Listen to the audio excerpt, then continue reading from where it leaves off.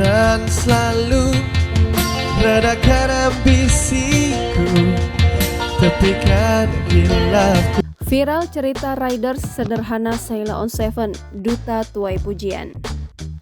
Sheila on 7 ramai diperbincangkan dan mendapat pujian usai riders atau daftar permintaan Sheila on 7 terungkap dan viral di media sosial Twitter.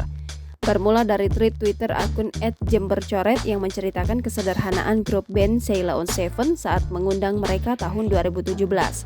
Akun tersebut menceritakan dari awal Sheila on 7 datang, mereka hanya mengendarai mobil. Bahkan Sheila on 7 tidak terlihat seperti artis dan lebih mirip orang yang akan pergi piknik.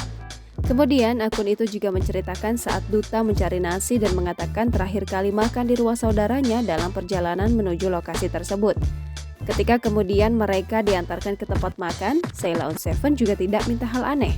Sikap Sheila on 7 lain yang membuatnya takjub adalah saat mereka menolak duduk di ruang khusus agar tidak terganggu pengunjung restoran lainnya. Sheila on 7 justru memilih duduk di antara tamu restoran lainnya.